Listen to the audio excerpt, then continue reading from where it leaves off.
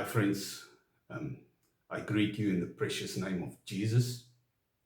And I just want to share something with you today. I want to talk about value, and I hope you can read it. And I've displayed some value for you over here in this tray. And I want to serve you with this truth today. You know, I come from South Africa, and it's no surprise to you, I know. But I've lived in a small town, Vryburg, it's there in the Kalahari, and I've opened Morning Star Jewelers over there, and I've been a goldsmith. And I've learned to work with gold, how to melt it. There was like a precious person, Gert Pretorius. He was from a neighboring town, Hartswater. He's now staying in Australia. But at one stage in my life, it went extremely bad with us financially. And God so arranged things that Gert came my way, and he gave me this goldsmith training. But then, like I said, I learned to melt that gold in a crucible or the silver, and then you can basically move the impurities to the side and you can pour out the pure gold.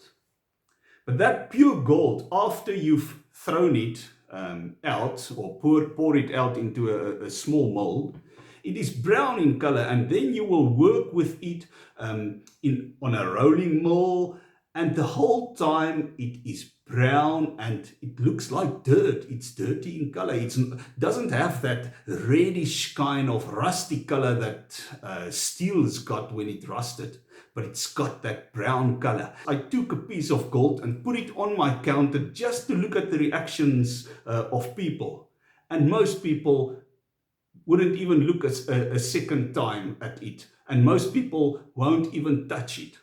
But once in a while, somebody will pick up that piece of gold, and the moment that they see that it's actually making them dirty, they will just throw it down, and you can see that like, something I don't want to touch. And then I will tell that same person, do you know what it is that you've just thrown down there on the counter? And the person will say, no. And then I'll say it's gold.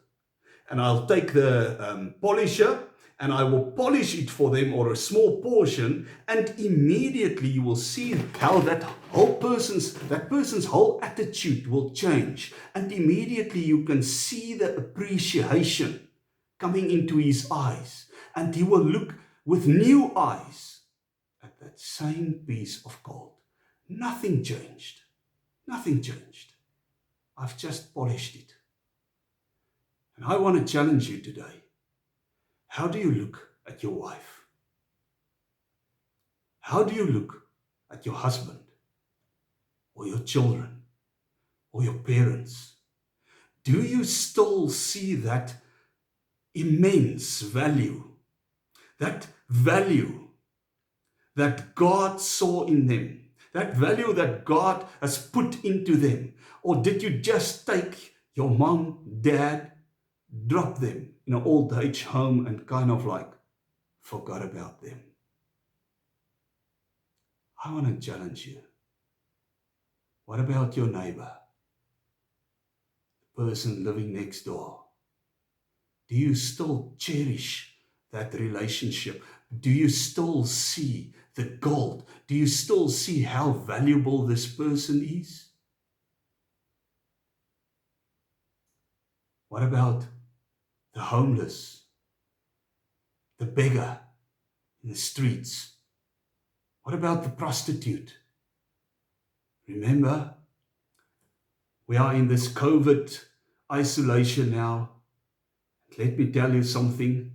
I think most of you know, for the first time maybe in your lives, it's not so difficult to be in their shoes. It's so easy. It's so easy to be in the same position. So there's one thing that I want you to take with you today, one thought, and that is value. Treasure your neighbor. God paid the same price for him that he paid for you. He's not thinking less or more of you than that other person. It doesn't depend on your works, what you do. God sees value. God is seeing your inherent value, and He wants us to see the inherent value of people around us. I challenge you with that. Amen.